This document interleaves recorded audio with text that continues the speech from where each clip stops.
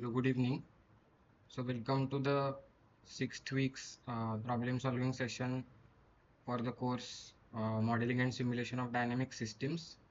My name is Parth Joshi. So I am a PhD student in the Department of Mechanical Engineering at IIT Bombay, and I am a recipient of the Prime Minister's Research Fellowship. And as a part of this fellowship, I am getting this opportunity to interact with all of you. And I've been conducting these live problem solving sessions since the last 5 weeks for this course. Uh, and this today we are basically discussing about the problems related to the content for the week 6. So that's a brief introduction about myself.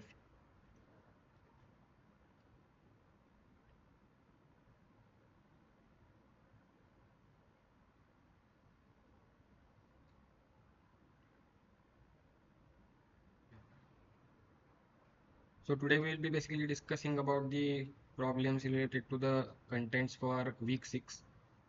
So in week 6, basically the contents that have been covered are mainly related to the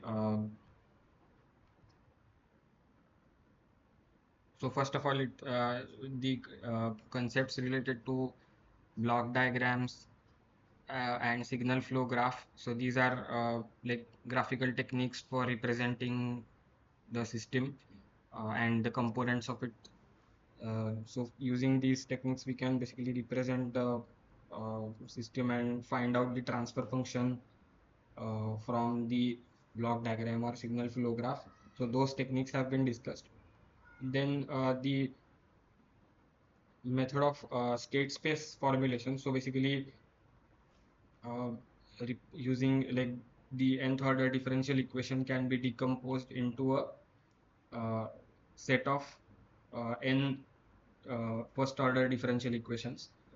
So basically for using the system of first order differential equations, we can represent the uh, basically the differential equations in a state space form. And when if we linearize these equations, so we can conveniently represent the state space in a state space form, the system model in a matrix kind of form. So for linear time invariant systems, the coefficient matrices which are involved in the state space representation, so they are constant matrices. So for linear time invariant systems, so then the coefficient matrices do not change with time. So that's why it is called as linear and time invariant. So those concepts have been discussed, and then how to obtain the transfer function from the state space representation, that has also been discussed. So then the next concept, which is basically the frequency response, which is uh, basically the we basically when we want to study the response of the system to harmonic excitations, or basically if we provide a sinusoidal input to the system, then how would the behavior change as the frequency of the harmonic excitation is varied from 0 to infinity. So that is what we call as frequency response. So the frequency response has two parts, which is one is basically the magnitude of the response and the phase. So those are the two parts. And one of the ways of representing the frequency response is called as Bode plot. So the Bode plot has again like the two parts as I mentioned. So the magnitude plot and the phase plot. So the magnitude as a function of the frequency, and the um, uh, basically the phase variation with respect to frequency. So in case of the Bode plot, we use a logarithmic scale to represent the variation of the magnitude and the phase with frequency. So because of using the log scale plots, we can represent the whole like a large range of frequencies in that um, single plot. So it becomes more convenient to represent the variation of the magnitude and phase using that scale, log scale. And the magnitude is generally measured in terms of decibels, so which is basically 20 log to the base of 10 of the magnitude. So that is measured in decibels, and for the phase we measure the phase angle with respect to the frequency on the log scale. So these are the like this was the background of the basic contents for the week. And so yeah, so this was the general overview of the content for this week. So shall we proceed with the problems related to the course contents for this week? Are there any further questions? Any questions or any comments?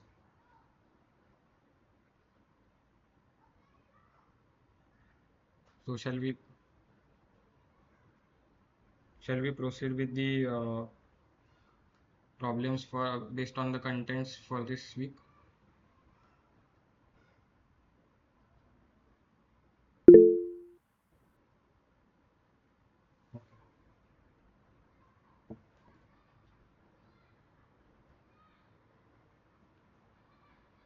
So yeah, so let us start with the problems based on the contents for this week. So the first question is basically related to the concept of block diagrams. So so we have a block diagram for a system given over here, and we have to find out the overall transfer function from the block diagram over here. So now we can use the rules of simplification of the block diagram over here. So so here we can see that there is one loop where the uh, which involves the gain G1, and the other uh, loop which is outside of that. So we have to basically simplify stepwise the from inside out. So we have to first uh, basically represent the equivalent of that particular loops which is inside, and then uh, move on to the outer loops to find out the overall gain. So now our first step is to simplify this particular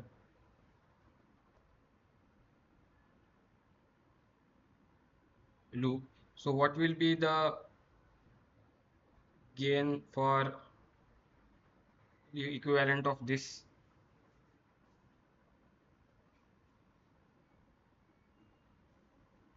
So because here there is one forward path like which with gain G1, and there is another parallel again forward path, and there is a summing junction, so where both the parts are added.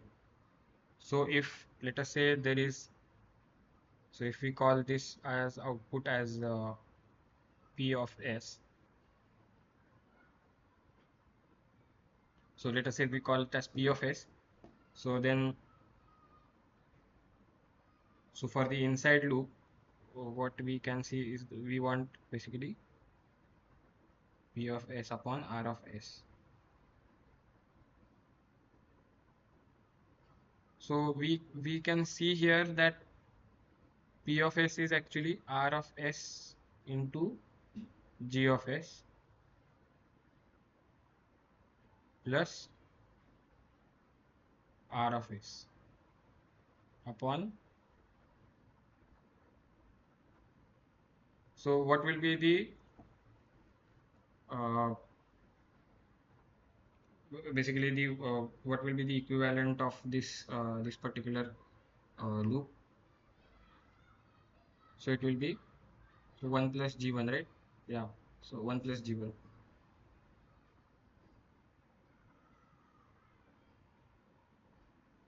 And similarly, we have the other uh, block with gain G2. So it will now become,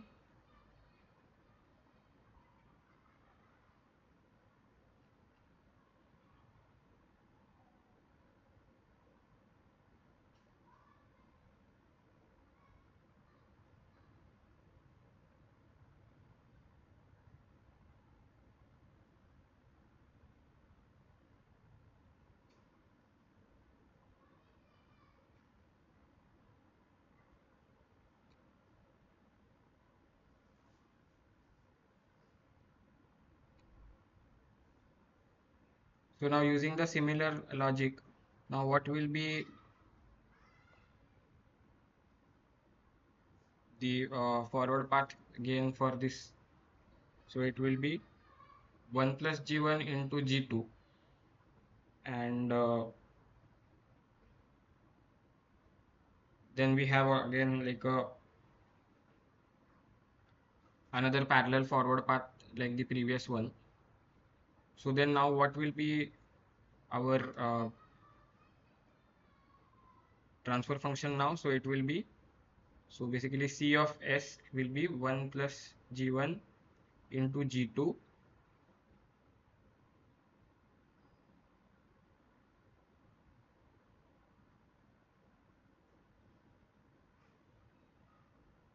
plus 1.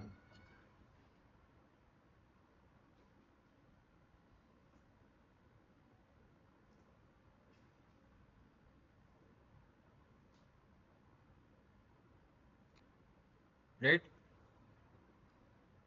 So it will be 1 plus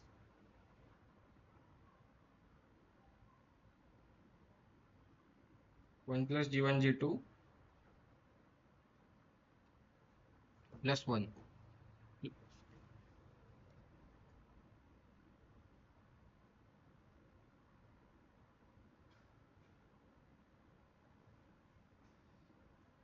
So this will be our transfer function for this particular block diagram.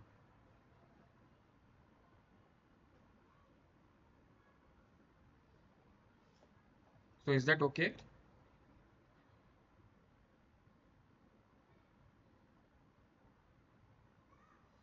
Okay.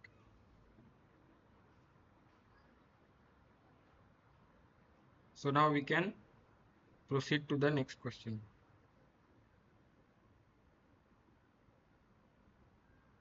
Now then in the next question, we have to find out the overall transfer function for the signal flow graph using Mason's rule.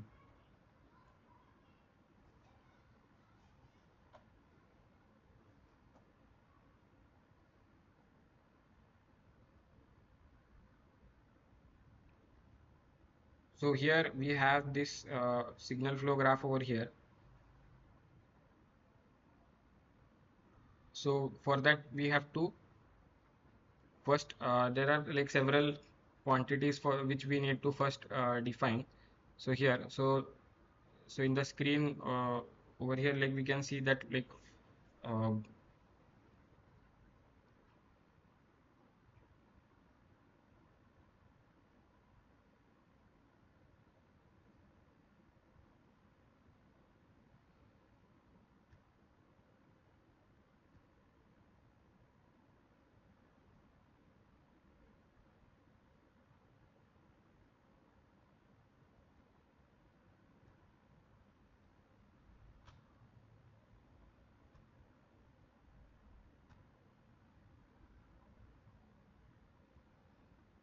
so yeah, here in this on this page we can see the Mason's gain formula.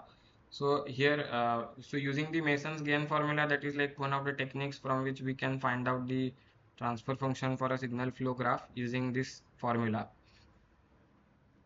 So what it says is that, so let us say T is the overall transfer function, which is Cs by Rs, let us say, for the overall system.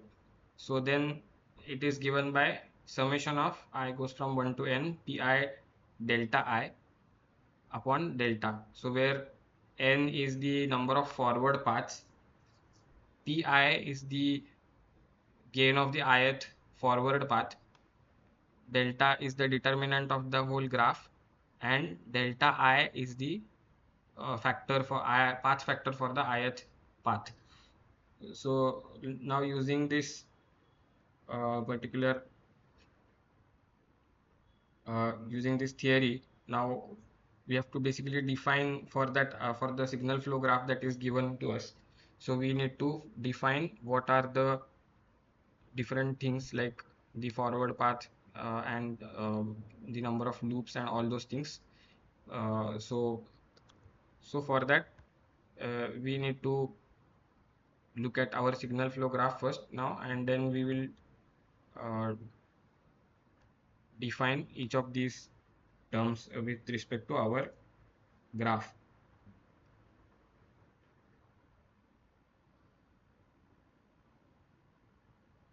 Yeah.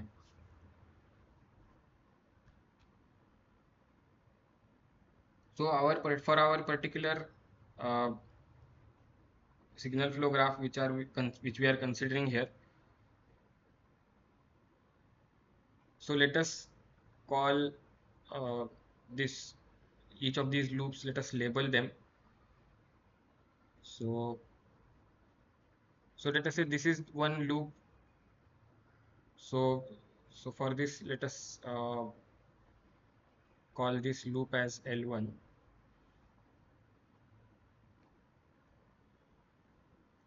Then there is another loop here, which is, let us say, L2. And so these are the only two loops in this particular graph. So then what are the loop gains for this?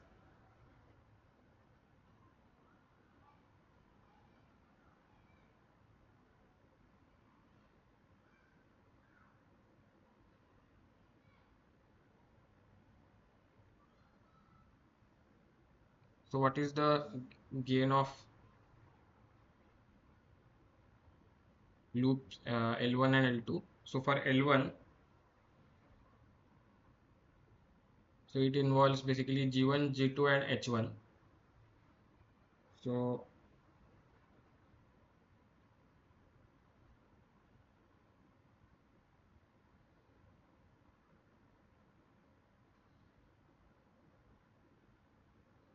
what will be the gain for this loop L1? G1 into G2 into minus H1. Yes, so that's right.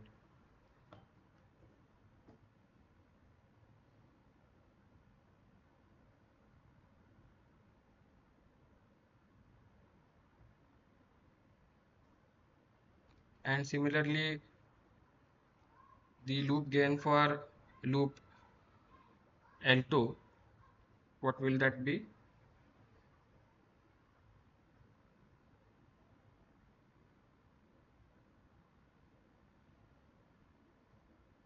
So it will be G2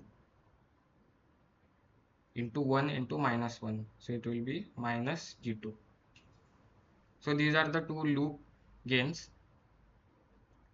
Then what are the different forward path gains, so that we need to find out. So forward path between the input to output.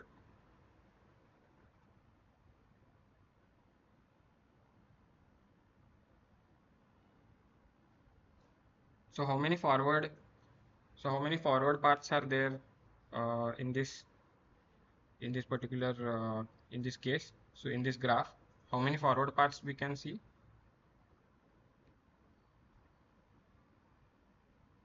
Yeah, so there are two forward paths. So so so the one forward path just goes directly from the node R to C, which involves G1 G2 into 1. So therefore the given gain is, and second forward path, which is G1 involves G1 and then directly from this intermediate node up to C through G3. So G1 into G3. So that is another forward path.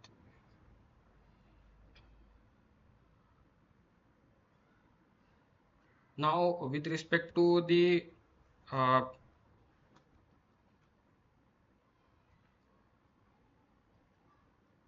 path factor which we find out, so is there any loop which does not touch any of these forward paths?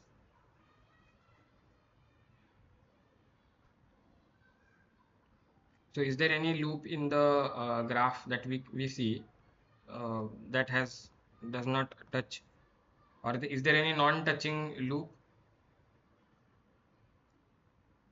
So non-touching loop as in which do not have any node in common.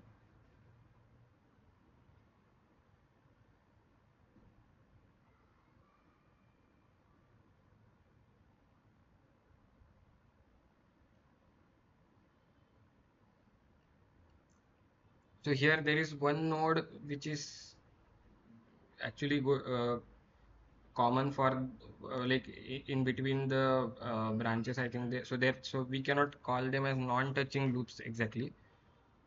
So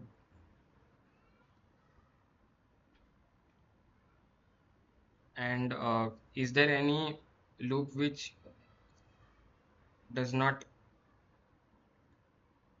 touch the for finding the deltas or path factors for the each of them. So for like which is so delta 1 here means basically the 1 minus the loop gain which does not touch the forward path. So for forward path which goes through G1 G2 into 1.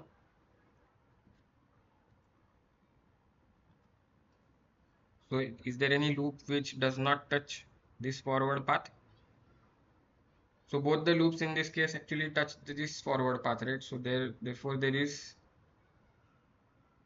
no loop gain which does not touch this forward path. Similarly for the second forward path,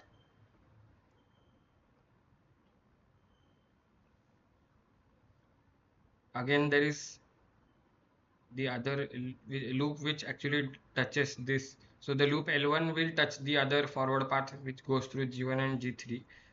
So that will be again 1. Uh, and similarly delta, so which is 1 minus the loop gains which are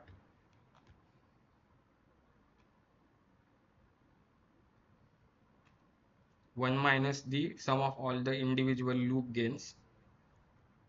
So 1 minus L1 minus L2. So there are only two loops, and the summation of gain products of all possible combination of two non-touching loops or etc. But here in this case we do not have any non-touching loops for this graph. So therefore we can evaluate delta. It will be so 1 minus L1 uh, so L1 minus L1 will be G1 G2 into H1,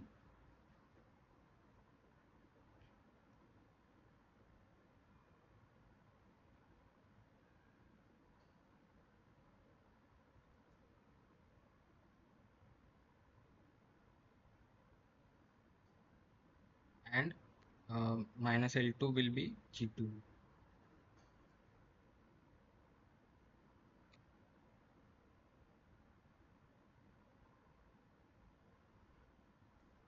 So therefore, so our transfer function will be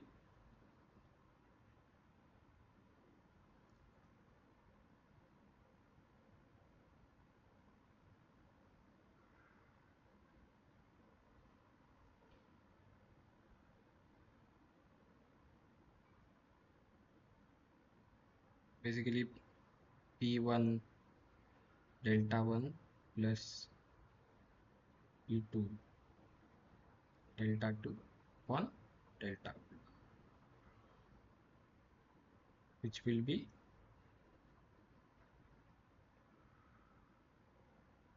so P1 is G1 G2 and delta 1 is 1,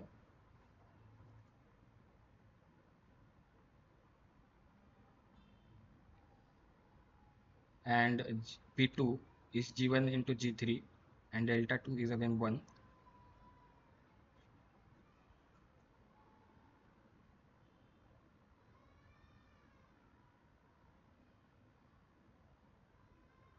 and delta is what we have already calculated, so 1 upon G1 G2 H1 plus G2.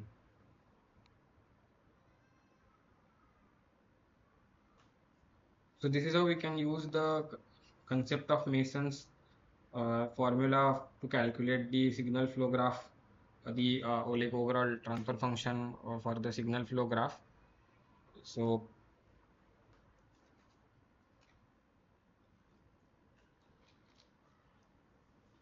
this, the advantage of using signal flow graphs is that like in case of block diagrams, we have to actually keep on simplifying the block diagram till we get the whole transfer function. So using the block diagram rules. So in case of signal flow graph, we do not actually need to simplify the signal flow graph. We can just directly use uh, the Mason's gain formula to first we have to define all the terminologies in the Mason's signal flow graphs method. Is that like what are the forward paths, then what are the loop gains, and which of these loops are non-touching, and so we have to find out the factor for each forward path. So 1 minus the gains of the loops which are not touching the forward path. So we have to find out which loop does not touch that forward path, and then that has to be included in that. So basically the Mason's gain formula is that our transfer function is summation of pk delta k upon delta. So for finding out delta k, we need to basically find out which of the loop 1 minus the loop gain which does not touch the forward path. So and pk is the gain of the kth forward path, and delta is the overall determinant of the entire graph.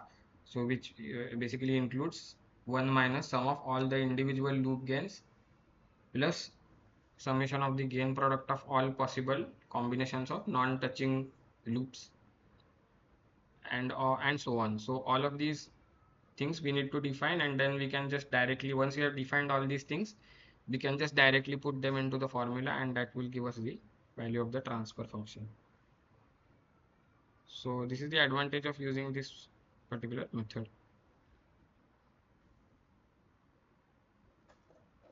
So shall we proceed with the next problem?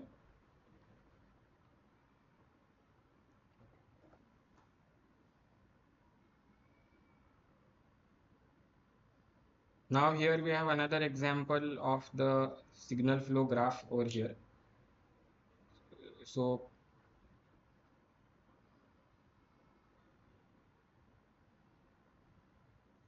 now before we start with this example, so what we will do this time is we will number the nodes or label the nodes. Let us say A1, AB, C, D,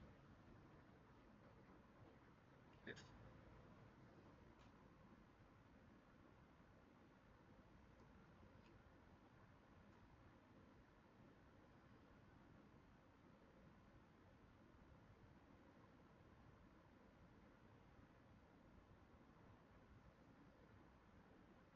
So let us say we label the nodes like the way it is given here.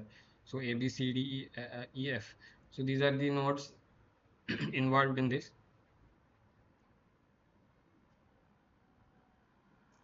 So now we can start defining each of these quantities.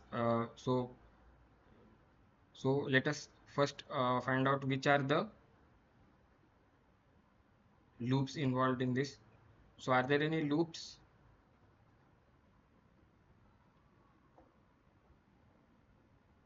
So which are the, so how many loops are there in this graph?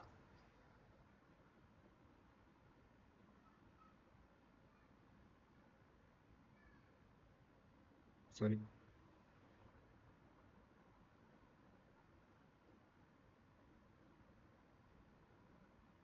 So how many loops are there in this graph?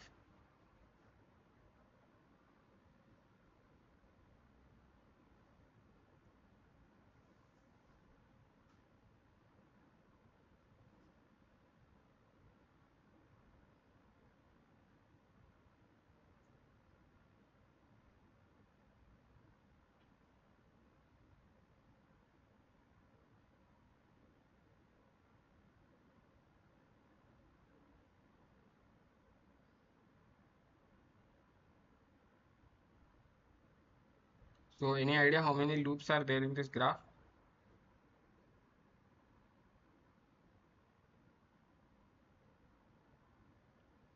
Okay. So which one of which particular uh, so which loop is that which you are saying?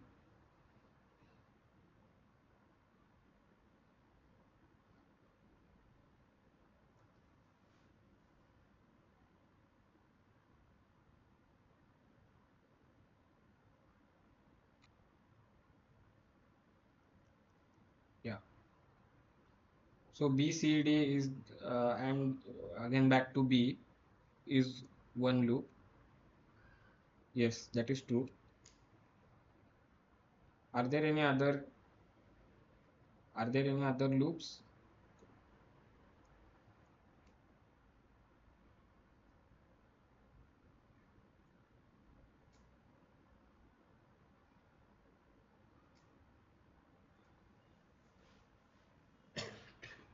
So I think that is the only loop that we have.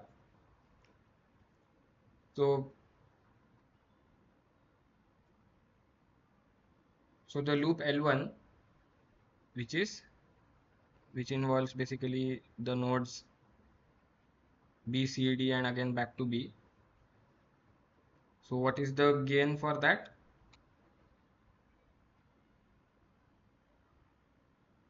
So it is minus K1 by K2.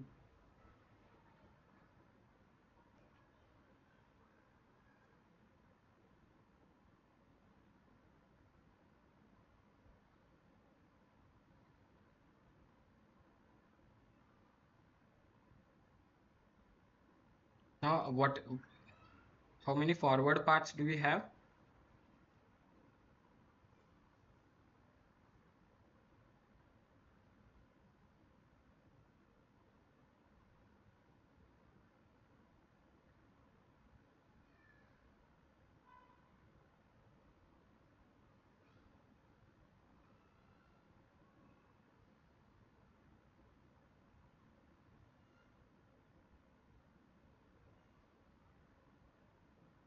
Now in case of forward paths, we have to ensure that each of the nodes like is traveled only once. So what are the number of what is the number of forward paths in this case?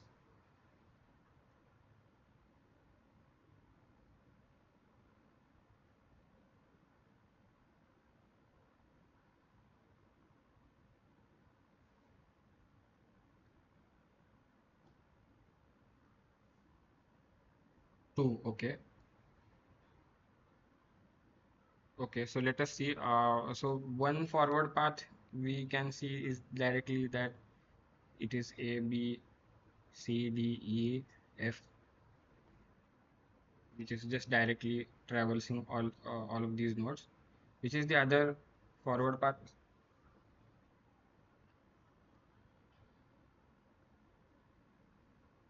Which is the other forward path?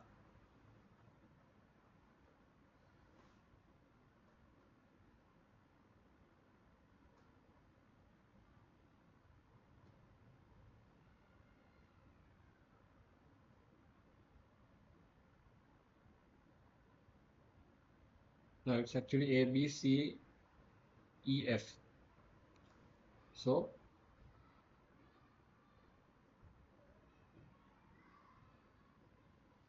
so that is another forward path which we can see here.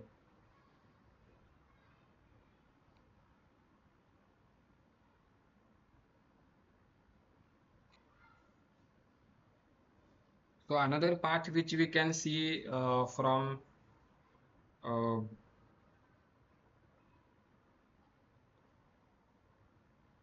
so is there any other forward path? Is there any other way we can go from input to output?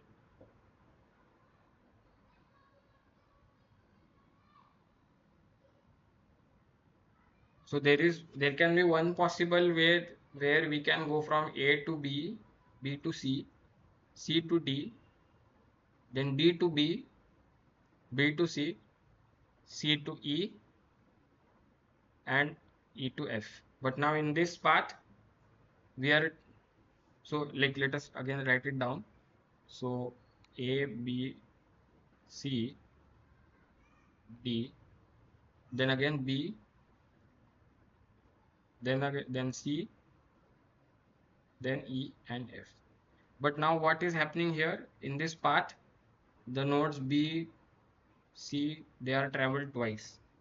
So this cannot be called as the forward path because these nodes are traveled twice. So this is how we can find out what is the forward path and so what will be the gain for the path P1?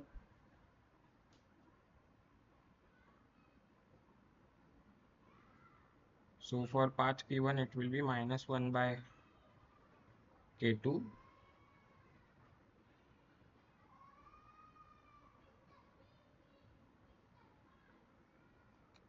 and for and the forward path P2 it will be minus K1.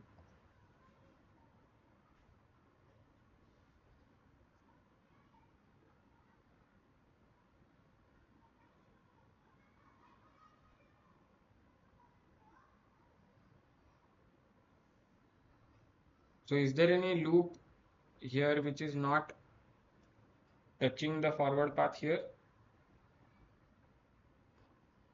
So there is only one loop, so there is no question of two non-touching loops, but uh, is there any other uh, is there any loop? So the loop L1, so does it touch the forward paths or it does not touch?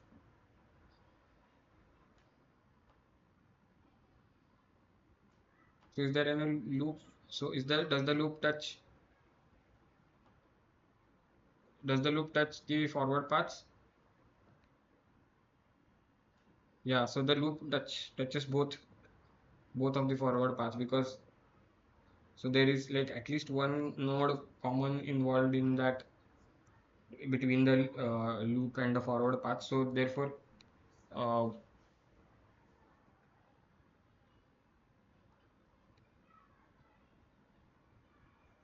delta 1 will become 1 and delta 2 will also become 1 because there is no other loop which we cannot include in calculating delta 1 because the loop L1 touches both P1 and P2. And now what will be delta? So it is 1 minus L1, so which is 1 plus K 1 minus L1, so 1 plus K1 by K2.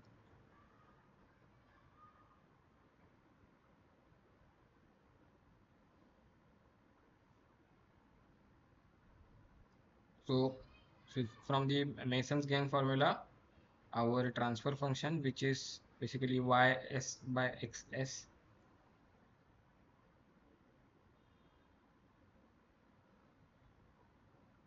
will be equal to p1 delta 1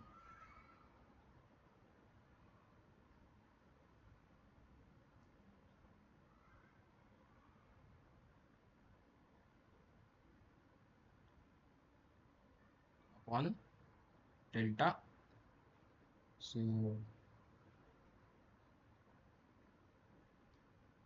minus k1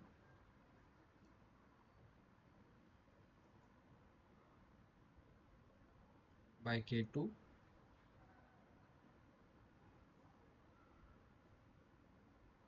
minus 1 by k1, sorry, minus 1 by k2 and minus k1.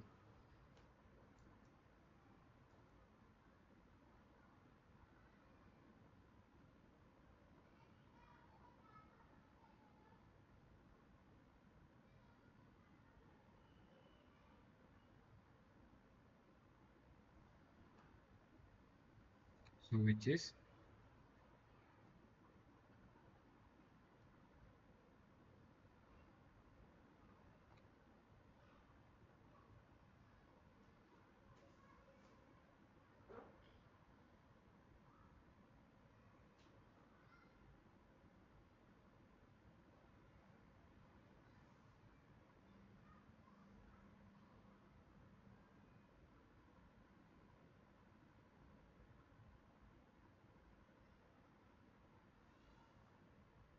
so this is how we can find out the transfer function using the Mason's-Gains formula for the signal flow graphs.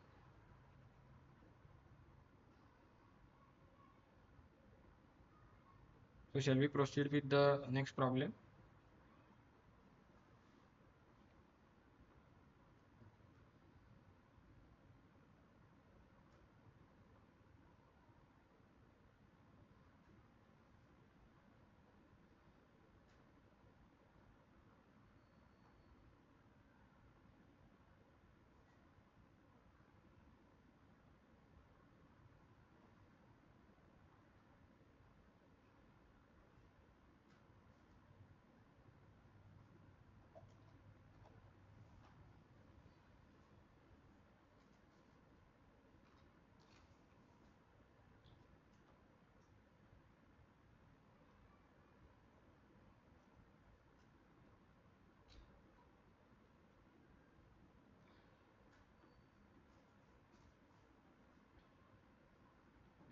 So in the next question, we have been given two statements.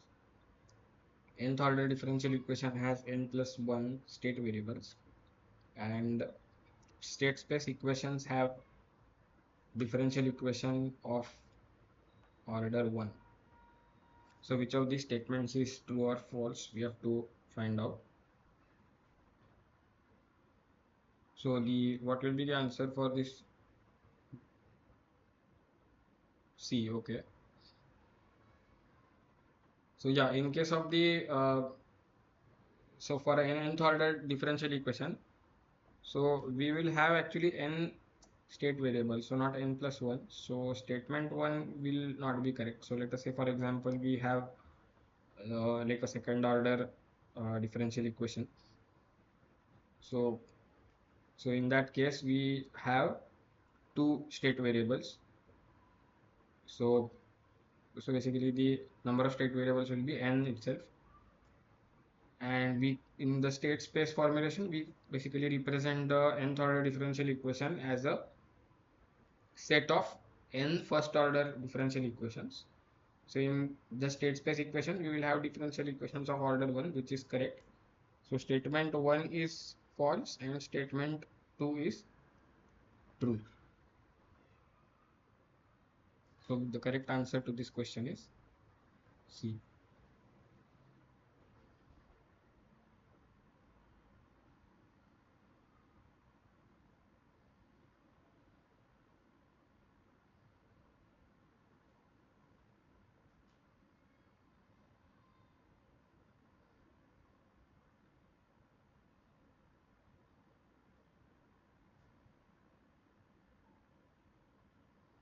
Now in this question, we have been given like a state space equation. So x dot is ax plus bu. So we have been given that there are four state variables and two input variables and one output variable. So then, so since there are four state variables, which means that X is a matrix containing four state variables, like let us say x1, x2,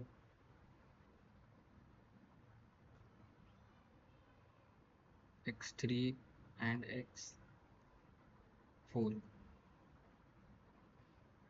right? And two input variables, which means that u will be u1, u2.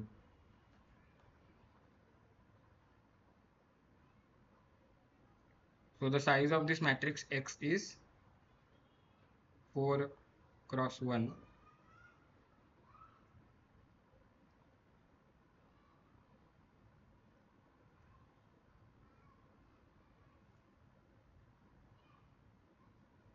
and the size of matrix U is 2 cross 1.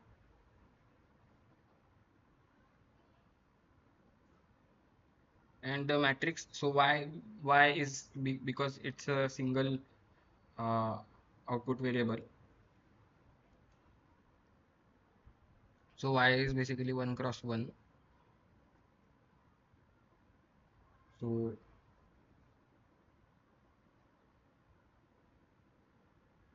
it's not a matrix, it's just scalar. So now we have been asked to find out what will be the size of A, B, and C matrices. So now, so in this equation, so x dot, so x being a matrix of size 4 cross 1, so the size of matrix x dot will also be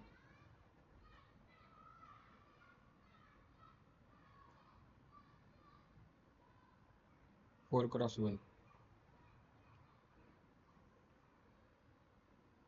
So therefore, the size of AX also has to be,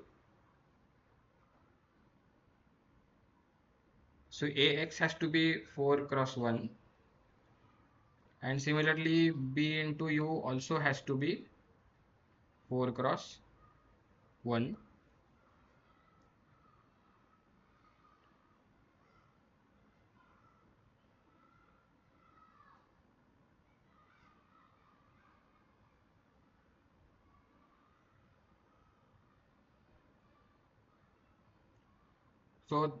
So now so now what will be the size of A, so that the size of AX is uh, so what will be the size of A, so that the product AX actually becomes 4 cross 1, right? So basically the number of so since X is 4 cross 1, so if there are like two matrices A, B, so if A is m cross n, and so then, and if B has the size of n cross L, so both, so one point to note is that the columns of the two columns of the matrix A, number of columns of the matrix A has to be same as the number of rows of this column of the matrix B. Uh, so the resulting size of the matrix multiplication will be m cross L, right? So if A is 4 by 4, so the 4 by 4 into 4 by 1 will become 4 by 1. Similarly for B, U should be 2 cross 1, and B into U has to be 4 cross 1.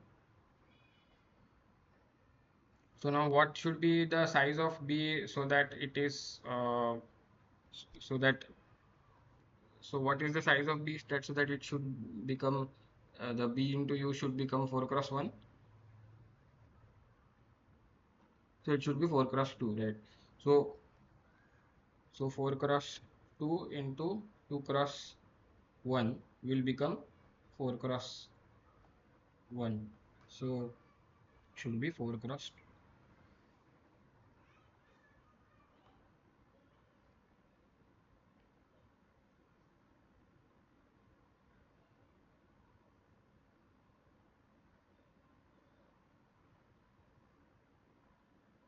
Similarly now since C into X has to C into X has to be a scalar.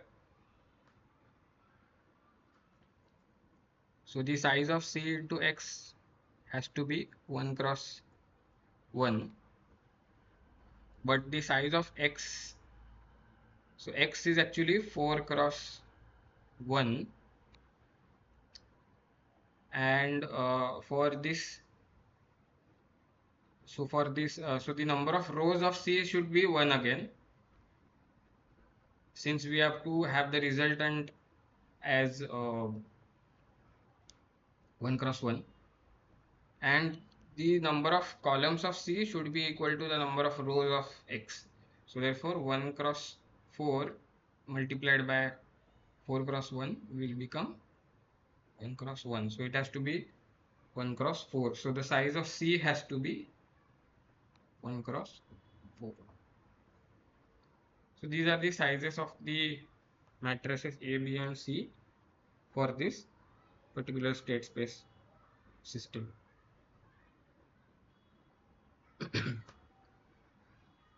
So shall we proceed with this? Shall we proceed with the next example?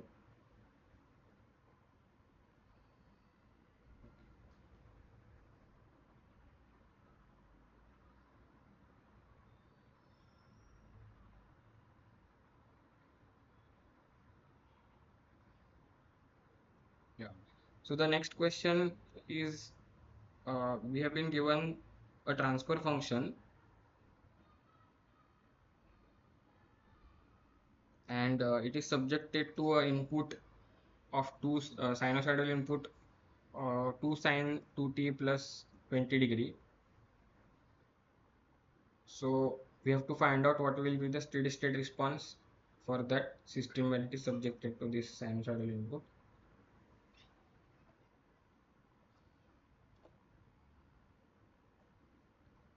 So I'll just give you like 1 minute to think about how to solve this problem, and I'll be just back in a minute.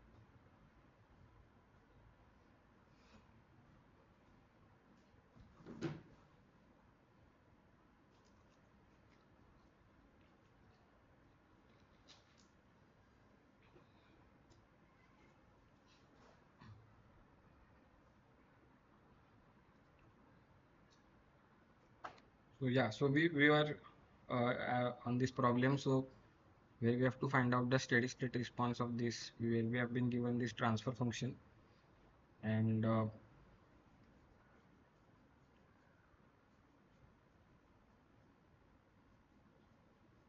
so any idea how to solve this problem?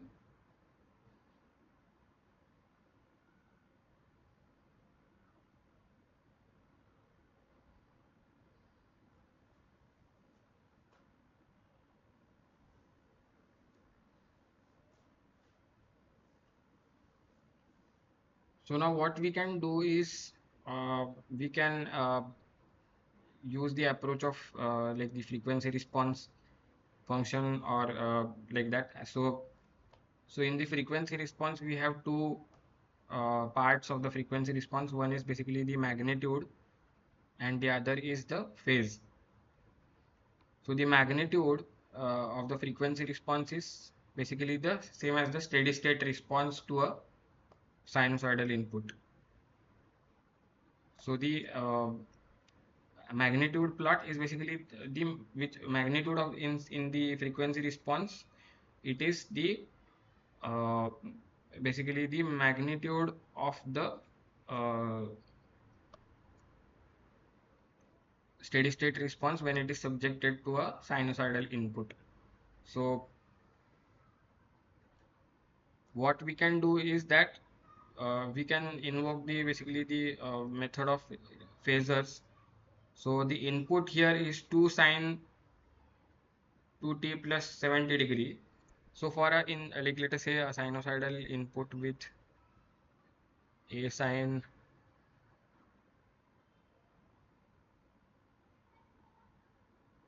omega t plus phi. So how do we represent it as a phasor? So it can be drawn as a phasor. So it's like it will be rotating at the rate of omega, and it has the initial phase angle of phi. So it will be something like this.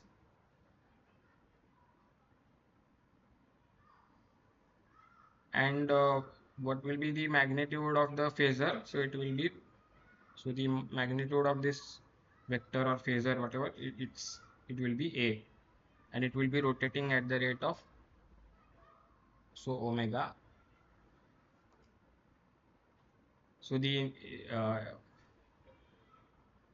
angle made at any time t, so it will with respect to the x-axis will be omega t plus phi. So here we have been given 2 sine 2t plus 70 degree. So here phi is 70 degree, omega is 2.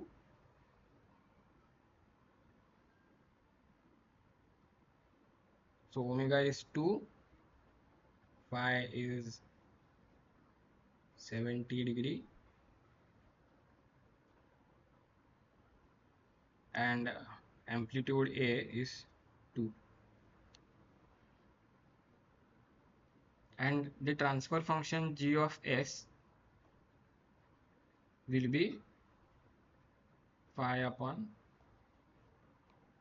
5 upon s square plus 3s plus 10.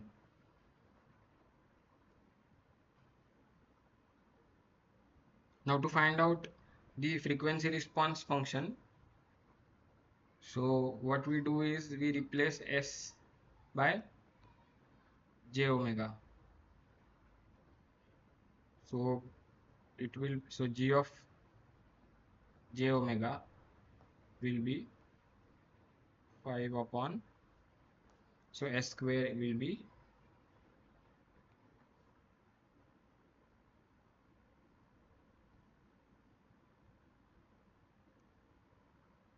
j square omega square plus 3j omega s 3j omega plus 10.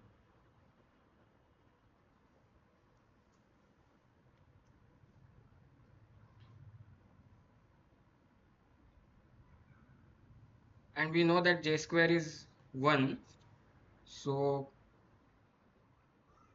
then g of j omega will become 5 upon 1 minus omega square plus 3 j omega.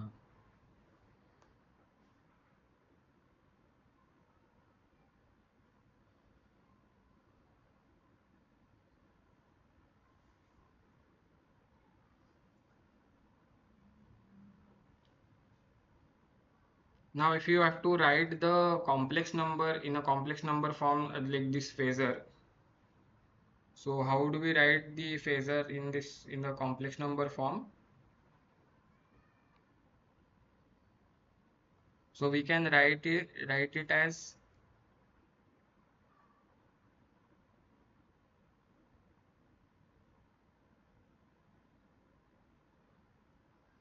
a e to the power j omega t plus phi. So e to the power j omega t plus phi is basically cos omega t plus phi plus j sin omega t plus phi. So like using the usual, uh, we are familiar with this, that e to the power j omega t plus phi is so cos of omega t plus phi plus j sin omega t plus phi.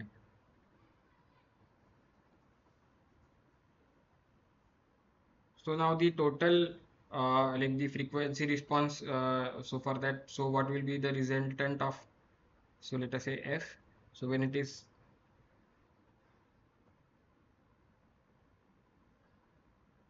so the amplitude into a e to the power,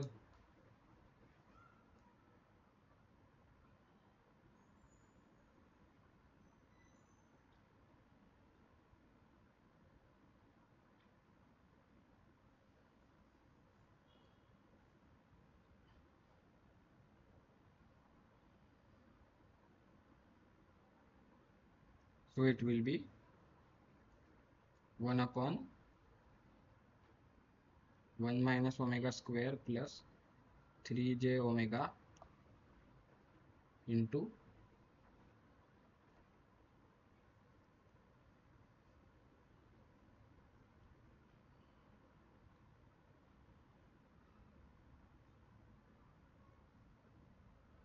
so so this is actually into 5, and here a is 2,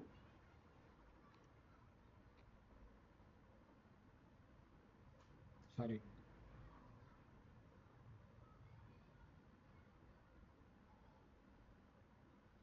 so it is e to the power j 2t plus 70 degree.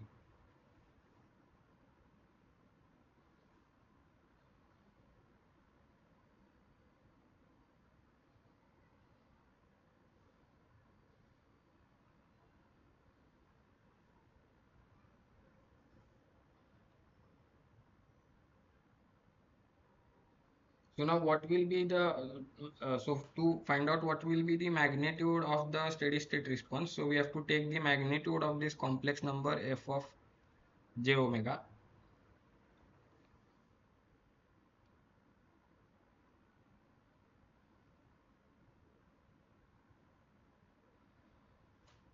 So it will be, so here it is already 5 into 2 is already there. So so it is 10, and what will be the magnitude? So the magnitude of e to the power j omega t plus phi is 1, because that's a unit complex number. So the magnitude of this, so mod of this e to the power j omega t phi plus phi is 1, and then it will be square of,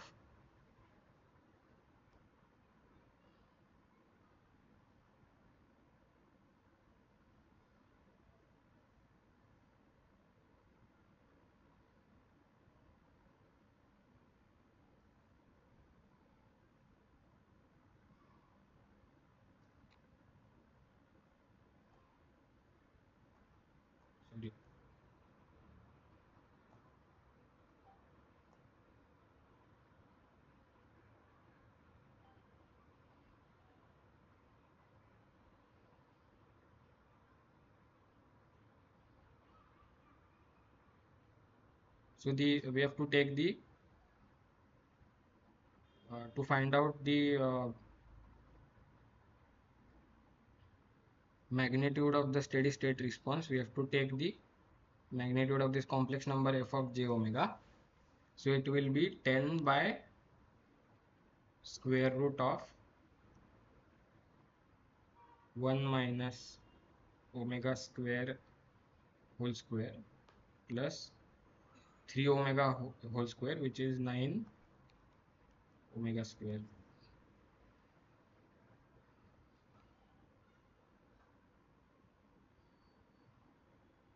So now omega is already 2, which is known to us. So we can derive,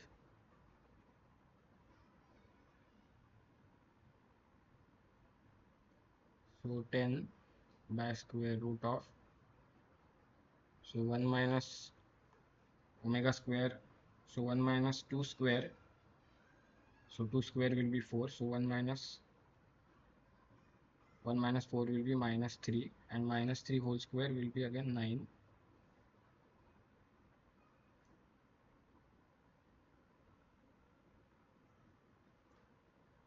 So 1 minus 2 square whole square plus 9 into omega square, which is 2 square. So 10 by, so 1 minus 2 square is 1 minus 4, which is minus 3, and minus 3 whole square is 9, plus 9 into 4 is 36.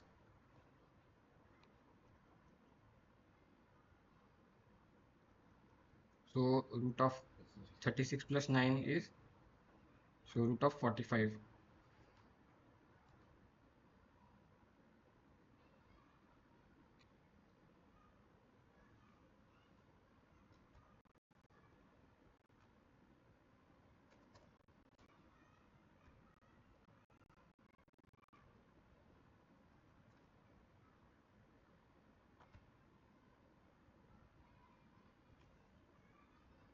So it is 10 by 6.708 something, which is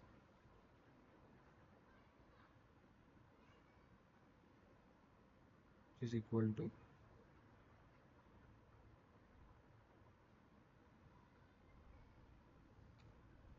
so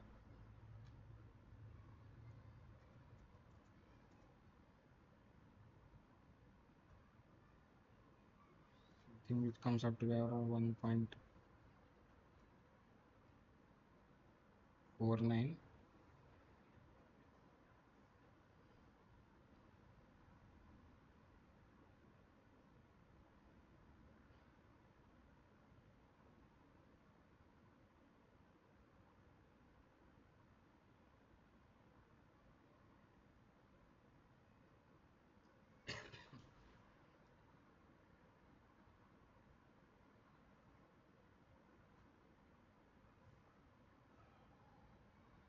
So this is the magnitude of the steady state response. And now to find out the phase of this complex number, so for that we need to find out the phase of this complex number in the denominator. So it will be,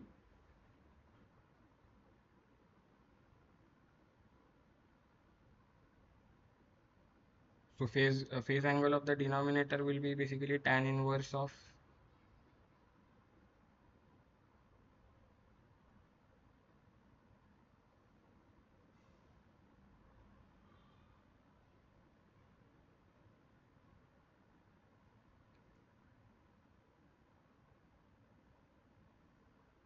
three omega upon 1 minus omega square, so which is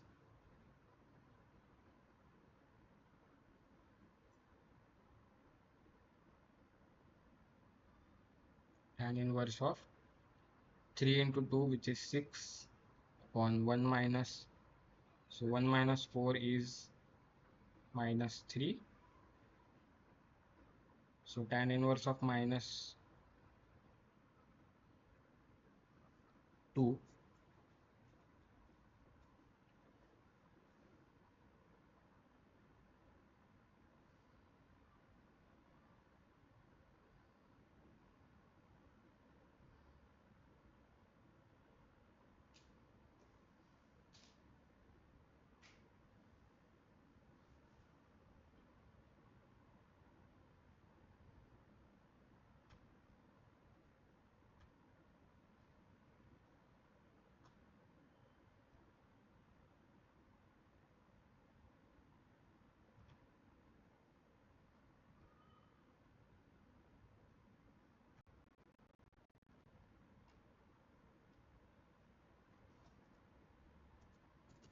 So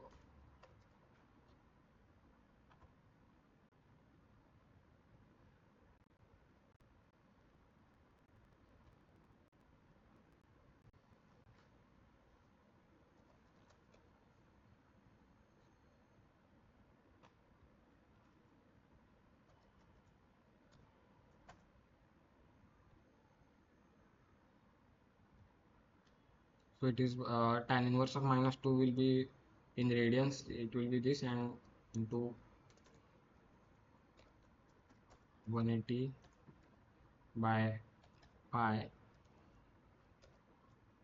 into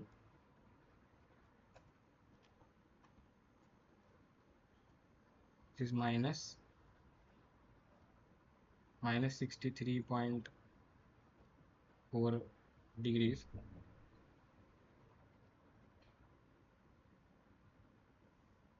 So this will be the tan inverse of minus 2.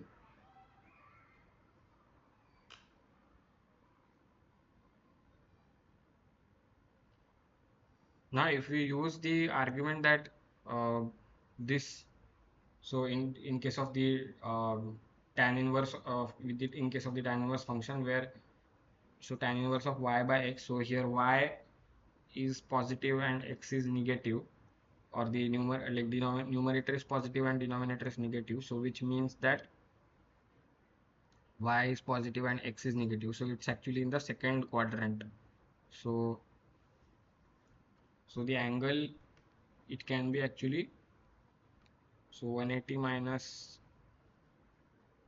63.4, so that can also, like, alternatively we can also write it as that angle, but here we are using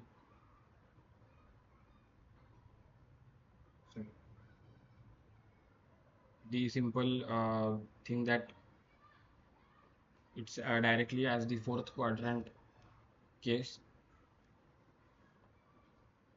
So we just simply say it is minus 63.4 degrees.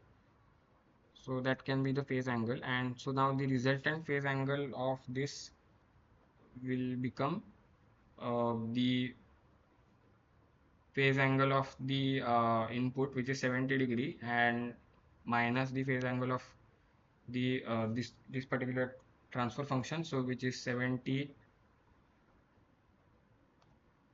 minus of minus 63, so 70 plus 63.4 whatever degrees, so it will become 133.4 degrees. So that will be the resultant phase for that this particular case. So this is how we can find out the, using like the logic of frequency response, to find out the steady state response for the transfer function when it is subjected to the sinusoidal input.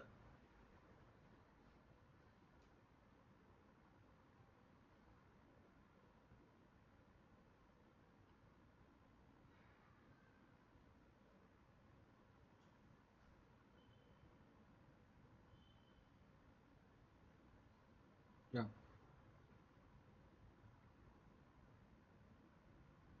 Now we can use the same logic now in this problem. So here we have been given two transfer functions, which are G1 and G2.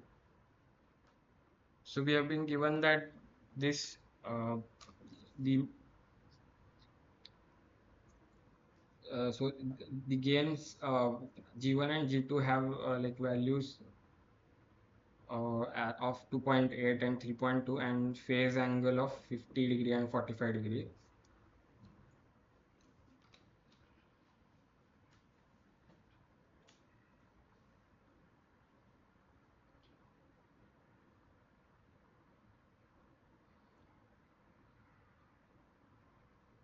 Yeah, so what we have to do now is we have to find out the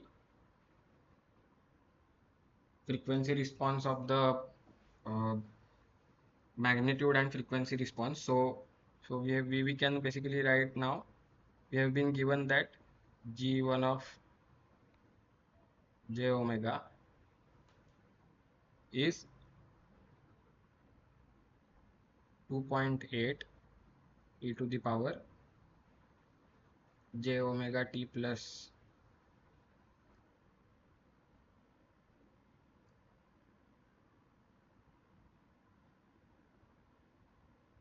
50 degree, and g2 of j omega will be 3.2 e to the power j omega t plus 45 degrees.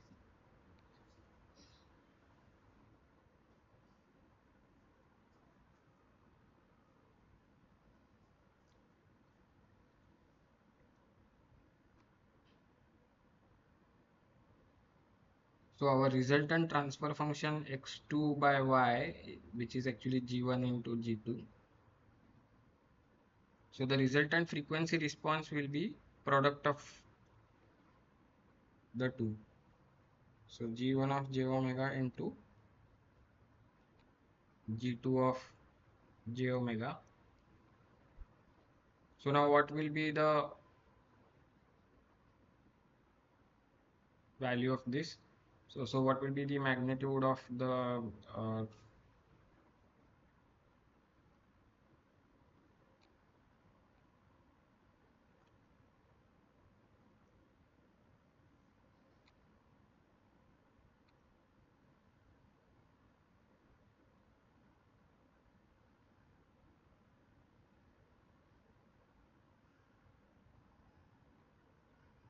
so what will be the magnitude of the frequency response in this case?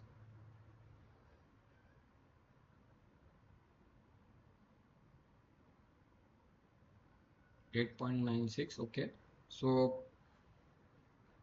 yeah, so the magnitude will be basically the multiplication of the gains of G1 and G2, which is 2.8 into 3.2. Yeah, so which actually comes up to be 8.96. So you're right. And similarly, now the phase angles will,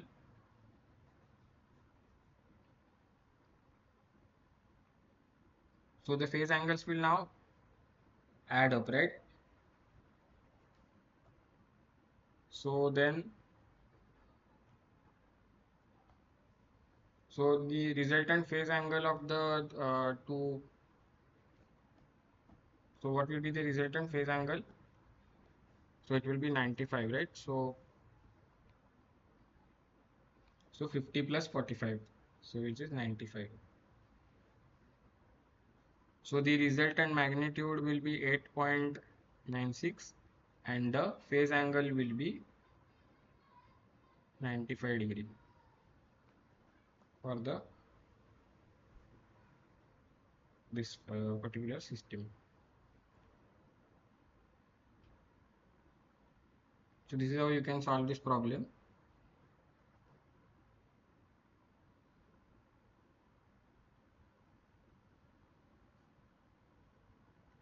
Now let us come to our next question. So which of the following statements are true as per the use of log scale in Bode plots? So the first statement is that a log scale helps us visualize a wide range of frequencies on a single plot. And the second statement is that in practical applications, low frequency regions are equally important to higher frequency regions and they can be studied in the same plot.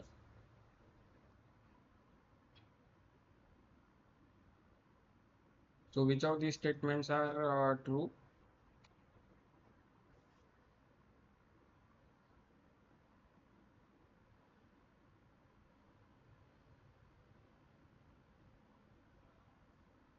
Okay. So yeah, so let us first examine the statements. Uh, so the log scale is used so that we can actually visualize the full range of frequencies in a single plot. So otherwise, if we use a linear scale, then it would be very difficult to visualize. So it can gives equal importance to the uh, lower frequency and higher frequency regions by using this log scale. So yeah, so both these statements actually are true. So yes, so you are right. So the option D is the correct answer.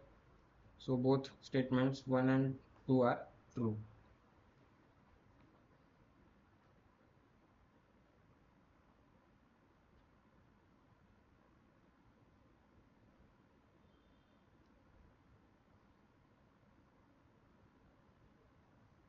So now in this next question, we have been given the Bode plot of a system, and the transfer function is given to be k upon s plus 1. So what we have to do is we have to find out the value of k, so that for which we can uh, basically construct this transfer function. So how do we find out this? So how do we find out this value of the uh, k? And before going to that, so like there are some key features of the Bode plot. So here, like the lines which have been constructed are basically the asymptotes to the actual Bode plot.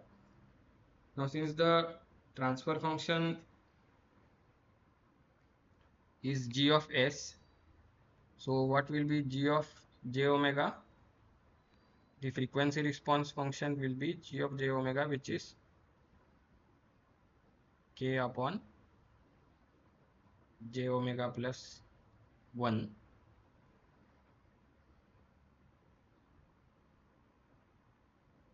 So magnitude of g of j omega will be k by root of 1 plus omega square. So in case of the Bode magnitude plot,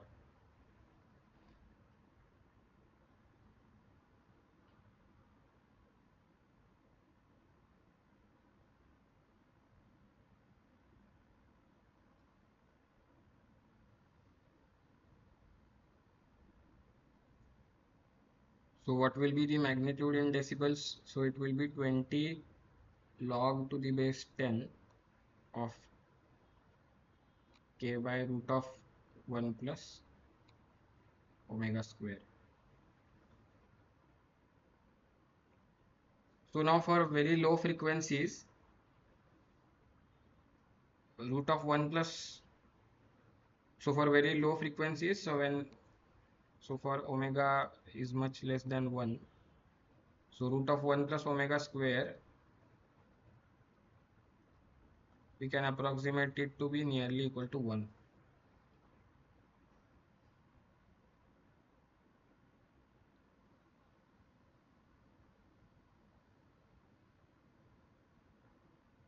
So then what will be the magnitude of the Bode plot for low frequencies? So it will be 20 log to the base of 10 of only k. So we can see that for low frequency region, the Bode magnitude plot has the value of 6. So 20 log to the base of 10, it will be actually 6,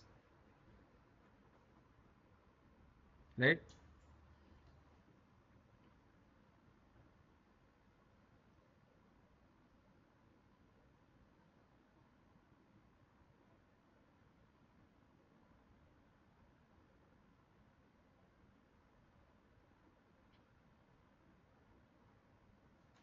So now how do we find out k now?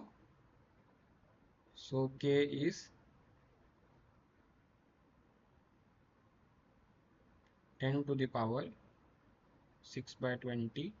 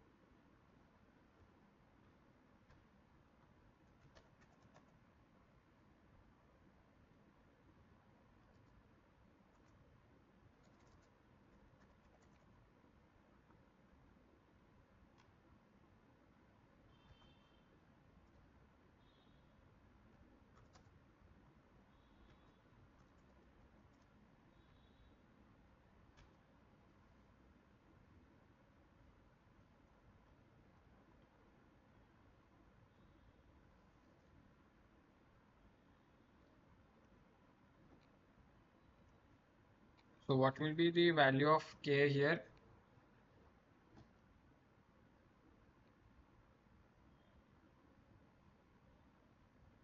So the value of K should be 2. Okay. So yeah, so it's actually approximate. So it's yeah, approximately equal to 2. So you're right.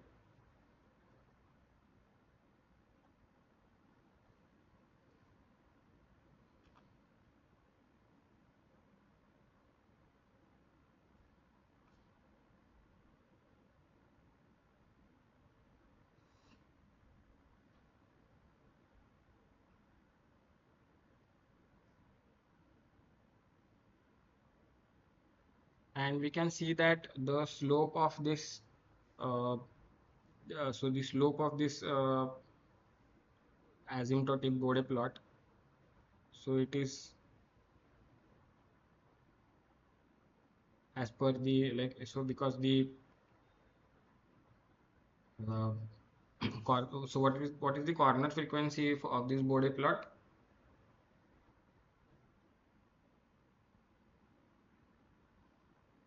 What is the corner frequency?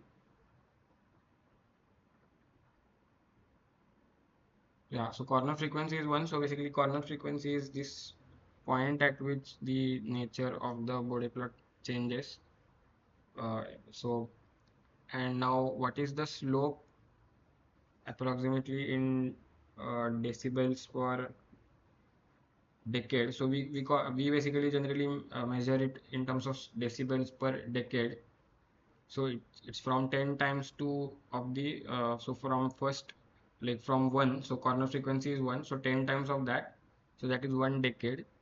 So how many decibels of change has happened over uh, 1 decade? So the amount of change is approximately 36 decibels per decade.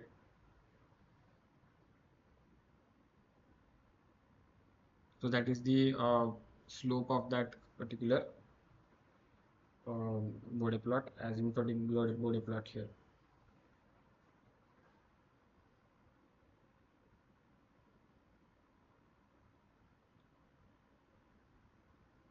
So this is how we can use the simple concept of Bode plot to find out the unknown constant. Now in this question again we have the overall transfer function of the closed loop system. So we have been given this simple block diagram here, and we have to find out the overall transfer function of the closed loop system. So what we know is that, so let us say,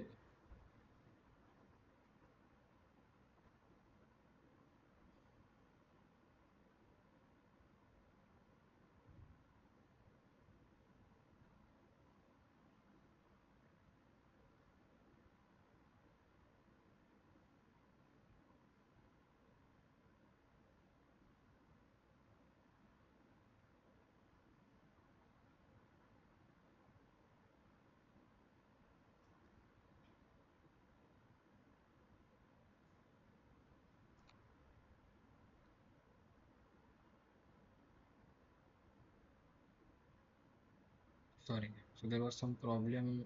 Yeah,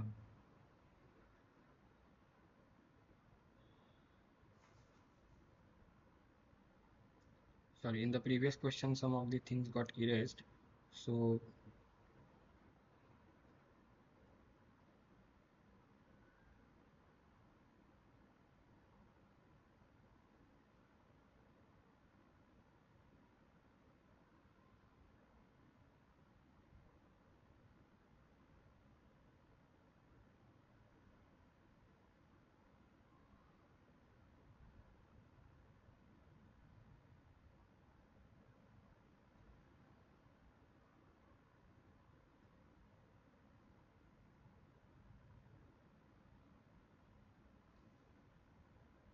k is nearly equal to 2, so that's what we found out in the previous question. Yeah. So now here we know for the block diagram. So so if this is plus and this is minus, and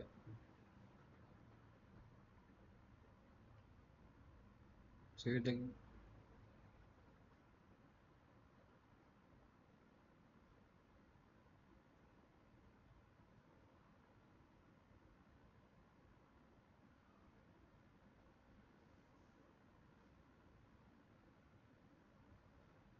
so we know that so in case of the closed loop transfer function over here,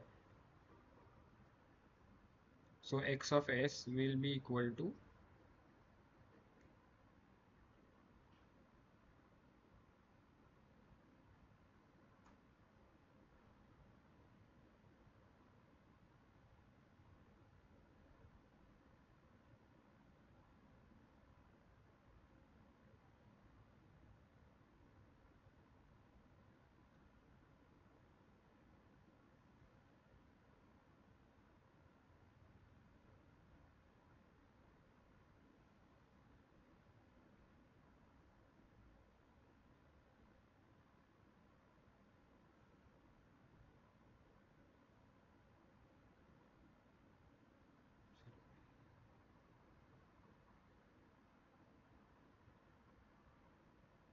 so like let us call this input as u of s.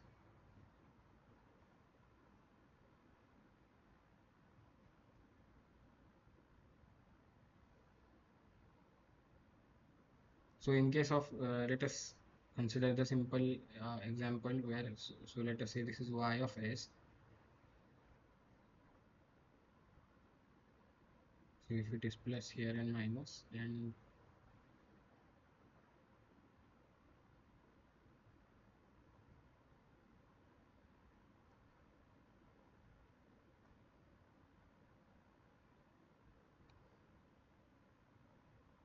let us say the feedback path transfer function is h. So here we know that so u of s, so we can write it as, so u of s is y of s minus x into h,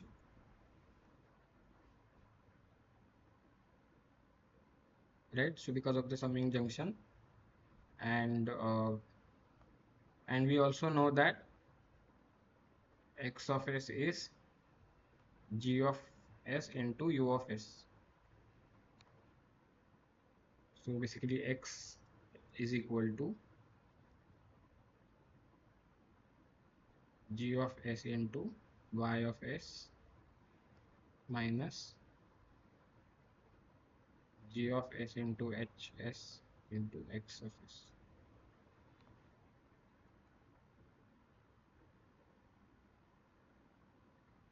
So basically if we rearrange, we will get 1 plus gh is equal to g into y. So x of s by y of s, so that's the total transfer function. So we can write it as g upon 1 plus gh. So this is the total transfer function for the closed loop case. So now we can now use this same formula for the case here. So here our g, so this is our g and this is our h.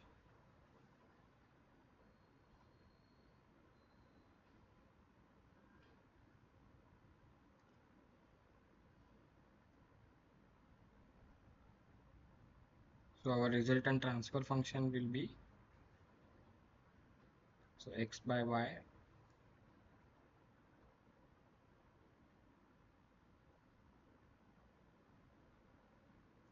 so 1 upon s square plus s plus 2 upon 1 upon s plus 1 into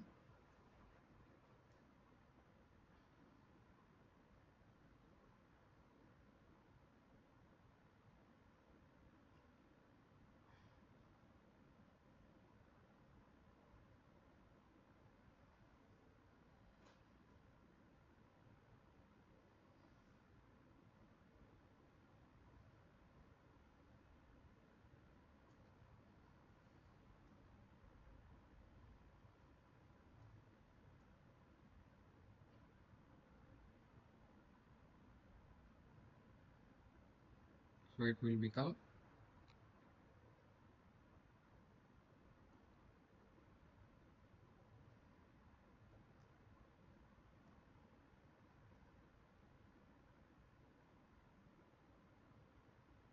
s plus 1 upon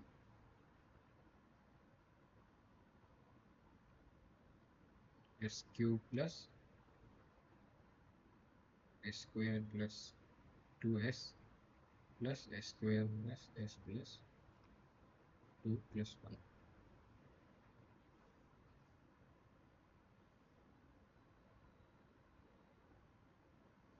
So which is equal to, so s plus 1 upon s cube plus 2s square plus 3s plus 3. So this is our transfer function for the closed loop.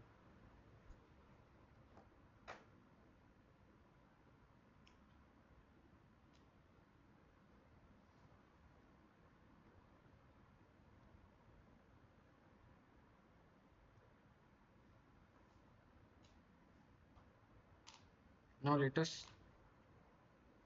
move to our next example. So here we have been given the system matrix for the spring mass damper system. So we have been given that there is an excitation force U that has been provided to the mass M2, and there is a damper and spring which is connected here.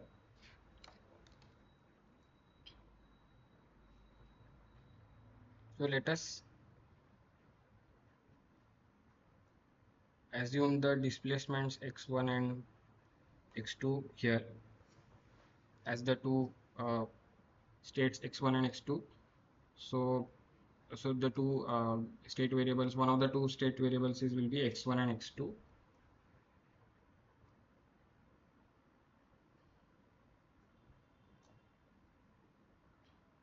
What will be the, so how many degrees of freedom do we have here? So how many degrees of freedom does this system have?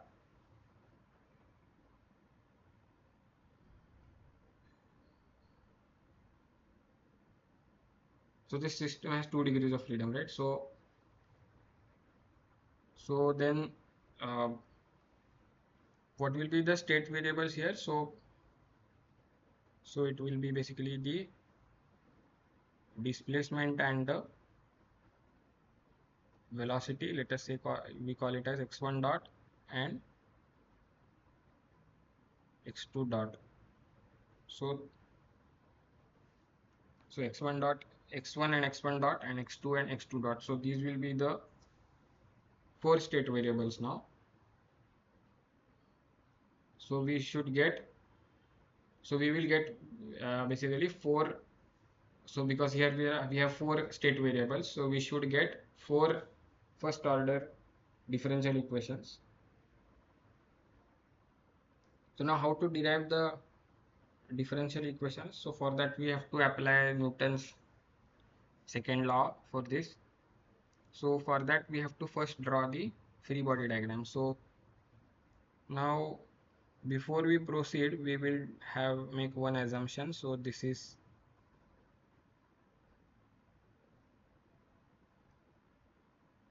so we will assume that there is no friction between the wheels and the floor. So now the free body diagram of mass m1.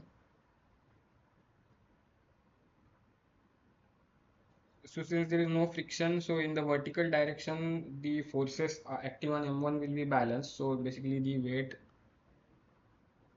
so m1g and normal reaction both will balance each other, because so there is no acceleration in the vertical direction.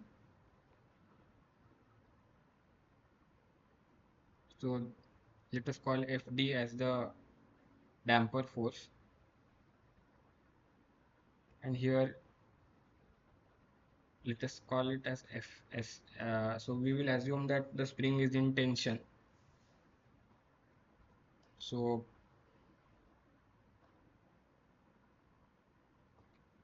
similarly, the free body diagram for mass m2.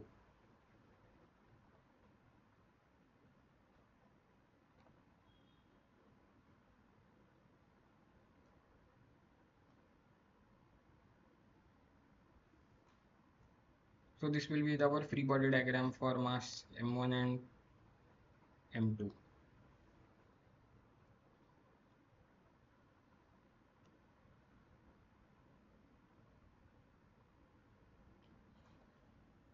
So what will be the force of the damper?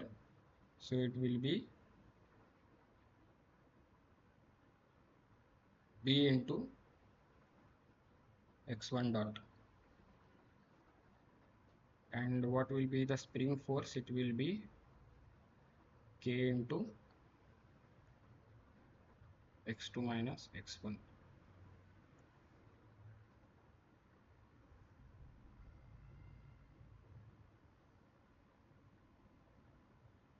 So now let us write the Newton's second law for this.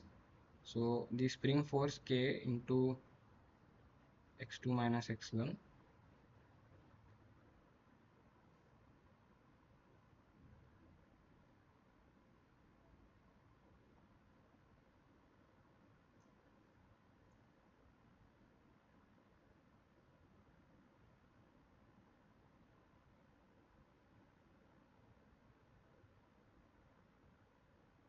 which is mx1 double dot. So this will be the differential equation for mass m1. So m1 x1 double dot is basically spring force minus damper force. And for, let us write similarly the differential equation for mass m2. So it will be u minus k x2 minus x1 is m x2 double dot. So here it should be m1 and here it should be m2.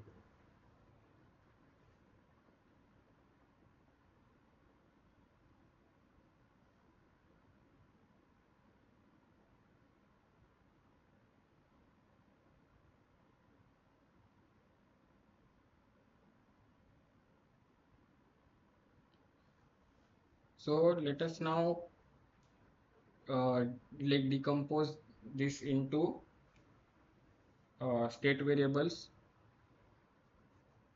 So let us define the state variables as S1, S2, S3, S4.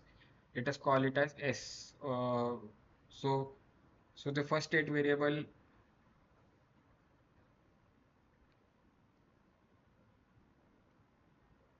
is x1. So second state variable will be x1 dot. Third state variable will be x2, and fourth state variable, let it be x2 dot. So let us now decompose this into uh, two first order differential equation. So our first differential equation will be s1 dot, which is equal to x1 dot. So it is equal to s2, and s2 dot is actually x1 double dot. So s2 dot will be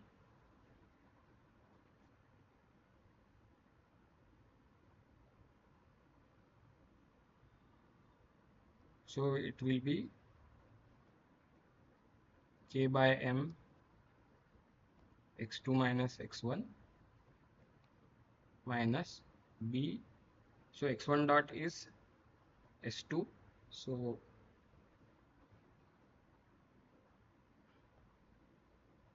sorry.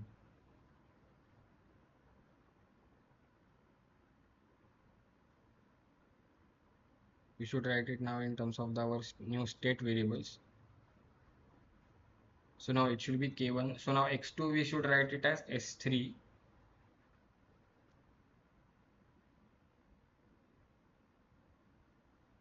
So s3 minus s1 minus b by m into x1 dot. So x1 dot is s2.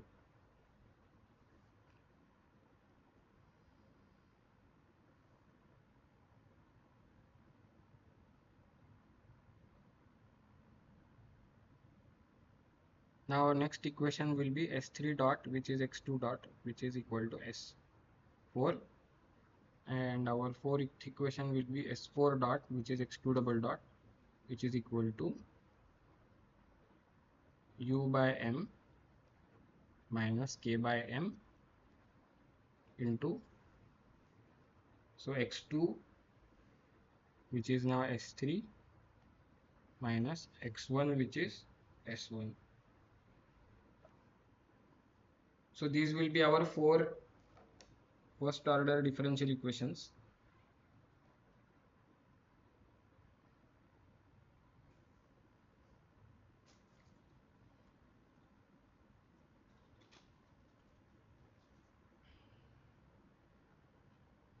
So now what will be our matrix? So we can rewrite this in matrix form.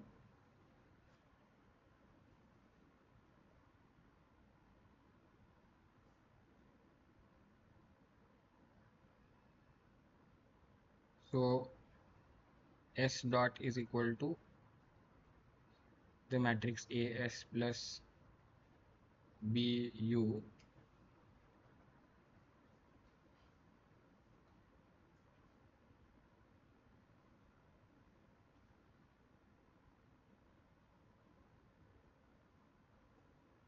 so our S dot is basically S1 dot, S2 dot, S3 dot,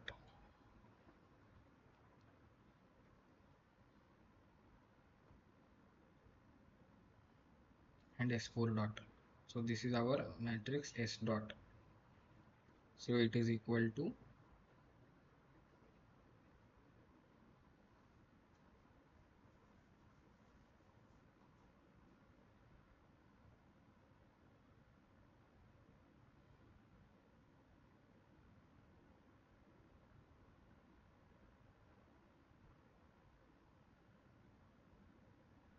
so for our first equation, the only term that we have is with respect to S2. So it will be 0, 1, 0, 0. For the second equation, coefficient of S1 is minus k by m.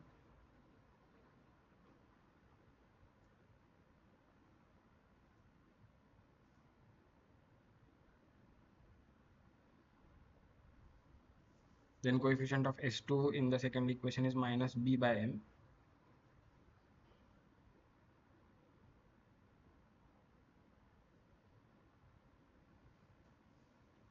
Then coefficient of S3 is again k by m.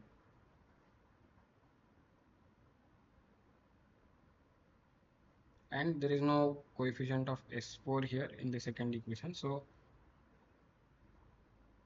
this will be for the second equation. Now in the third equation, S3 dot is equal to S4. So the coefficients of all the other three variables will be 0, and only coefficient of S4 will be 1. And for the fourth equation, coefficient of S1 will be plus k by m.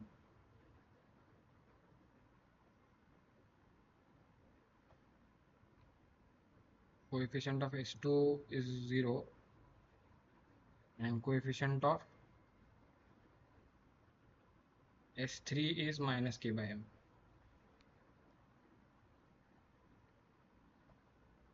and there is no coefficient of S4 here. So this will be our matrix S1, S2, S3, S4.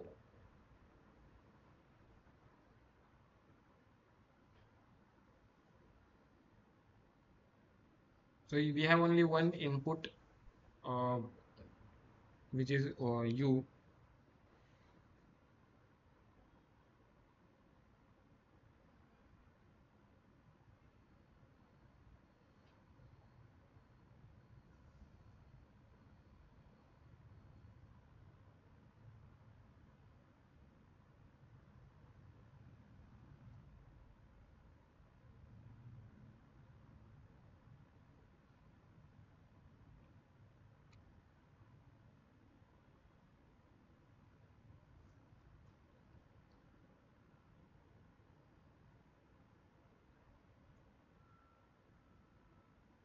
So this is our matrix of U, B into U. So our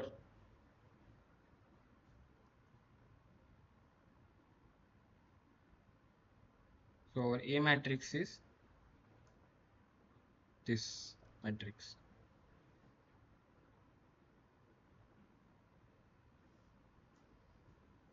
So this is how we can use the method of state space formulation to derive the like using simple Newton's second law.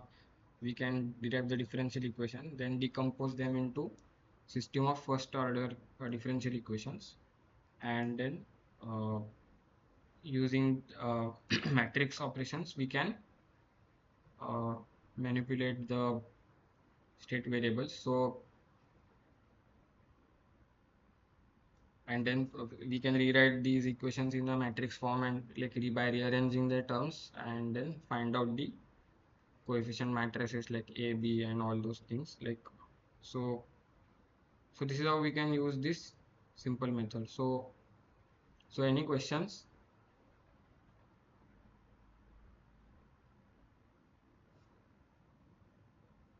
So any questions on this?